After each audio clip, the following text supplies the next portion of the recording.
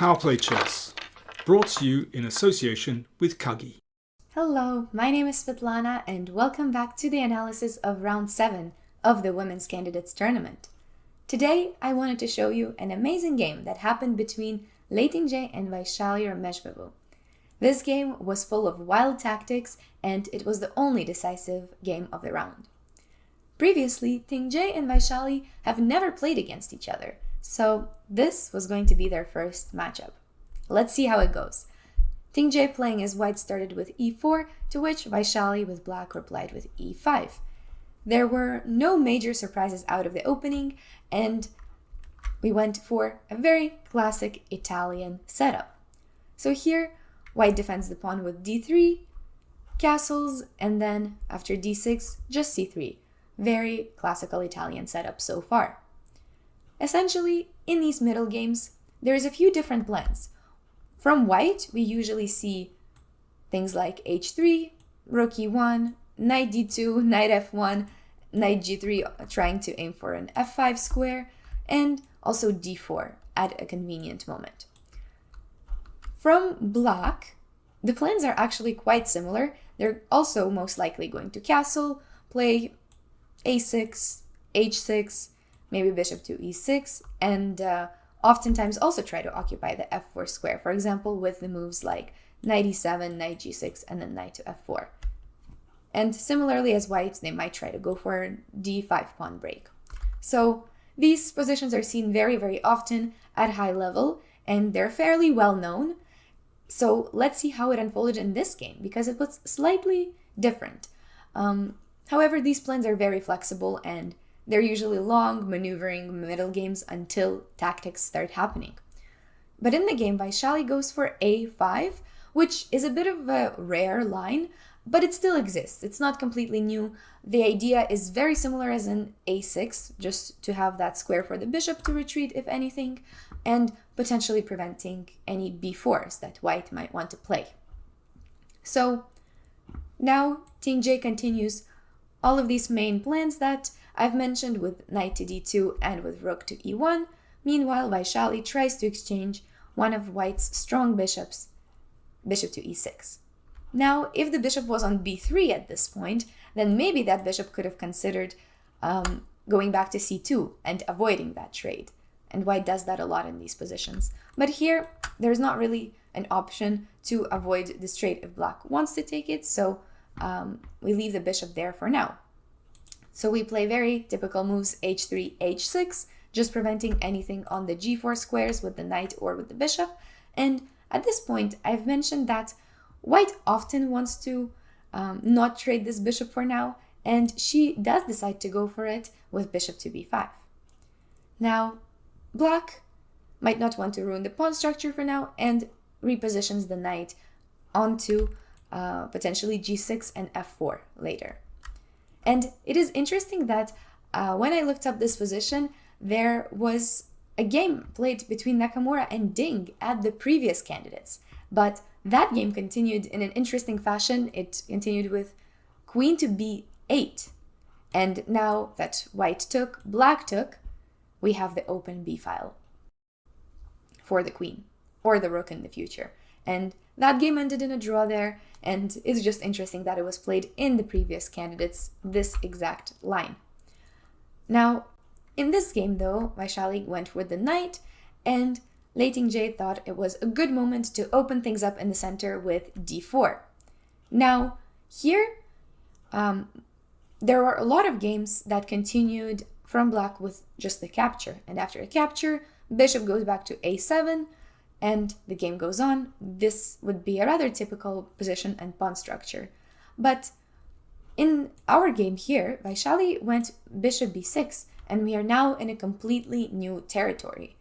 And it is interesting that in the post-game interview, Tingjie thought that this move was a bit strange, but she was worried that this might be Vaishali's preparation and that this might be theory that she doesn't know. And for this reason, she was afraid to take this free pawn on e5 because there's nothing defending it for black after the knight takes on e5.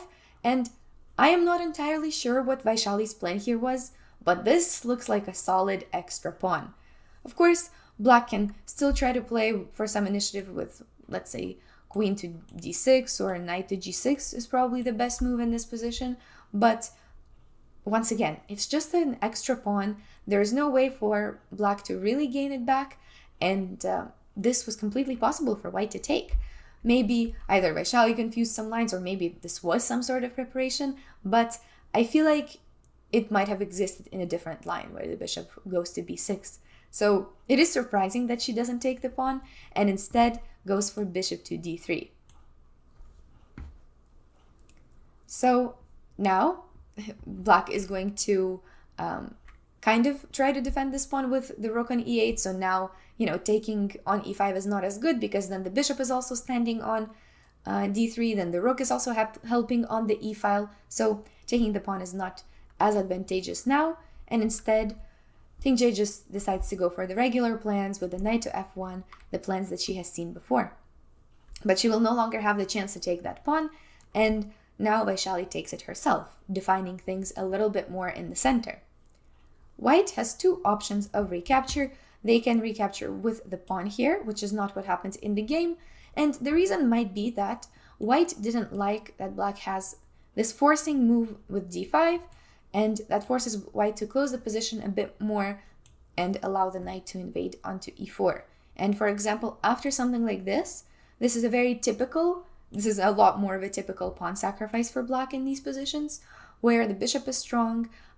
Black can always gain back this pawn on d4 if they want to trade on f3, and this would be a bit more typical and shouldn't be a problem for Black.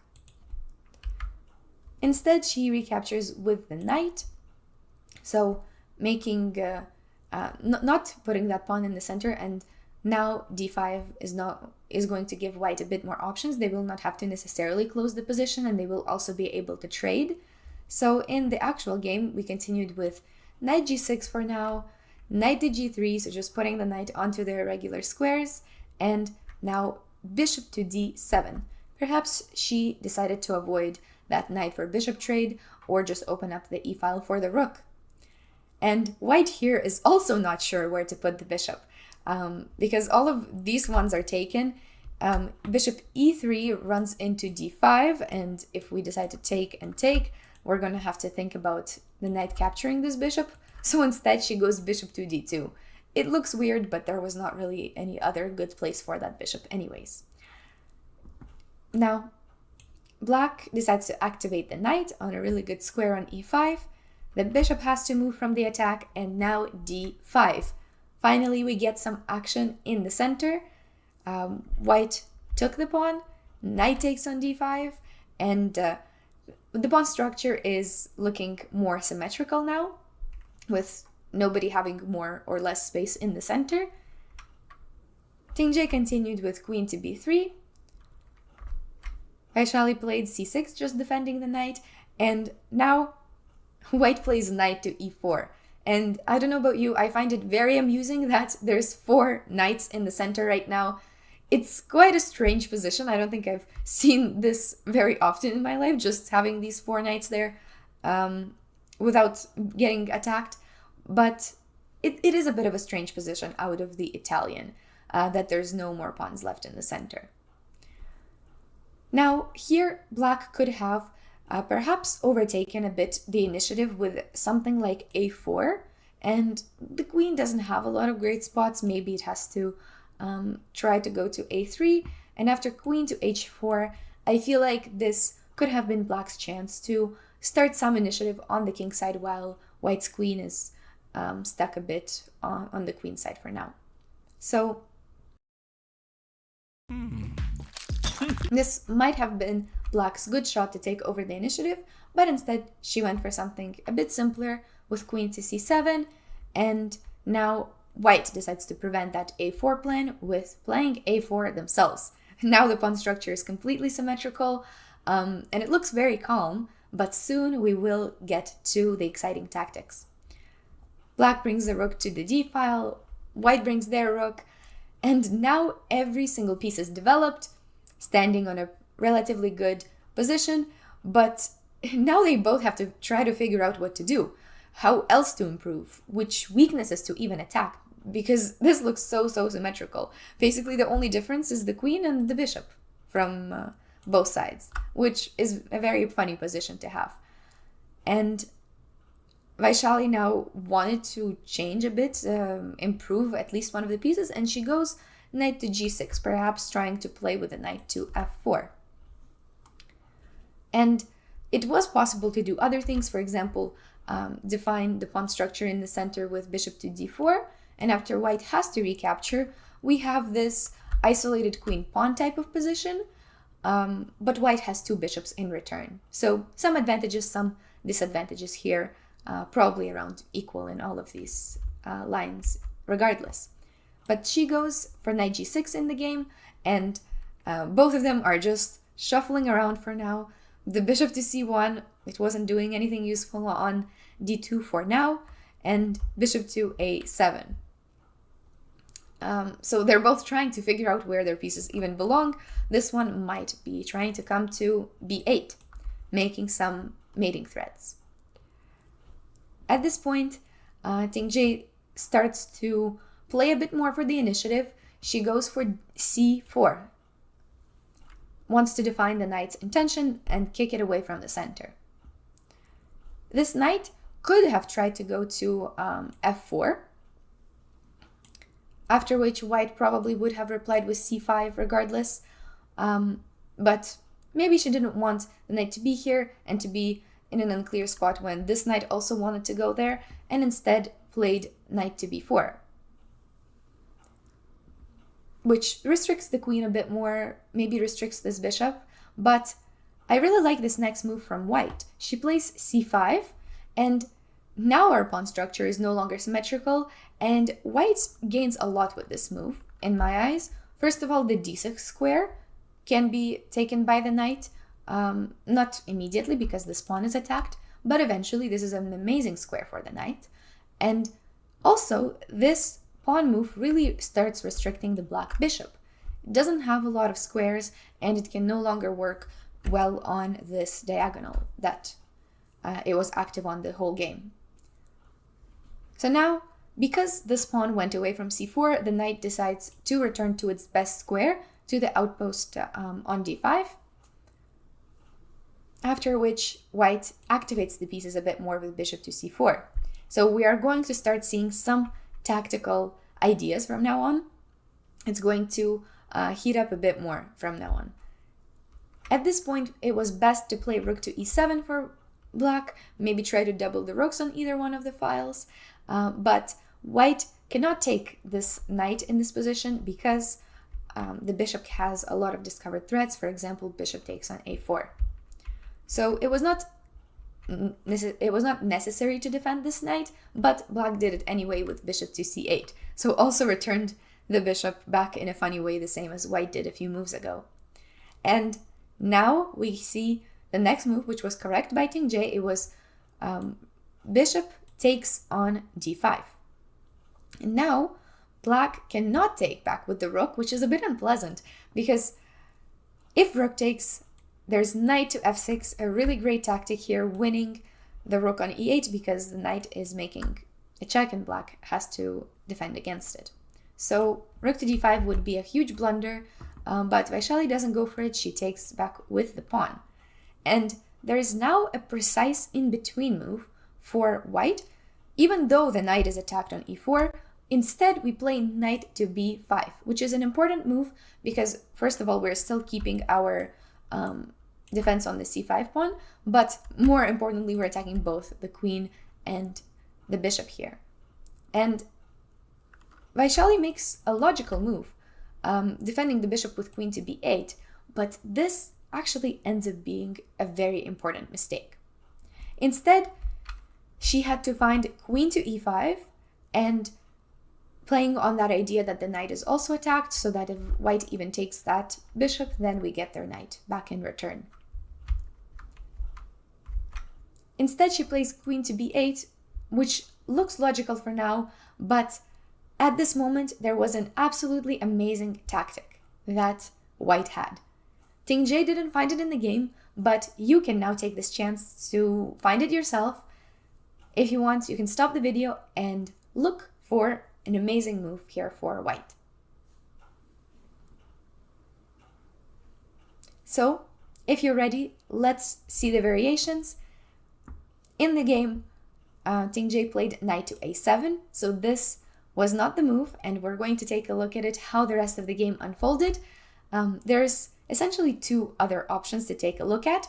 The most logical move, for example, would be rook takes on d5. And this is not that amazing tactic that I was talking about, but it is second best and still gives white a pretty good position.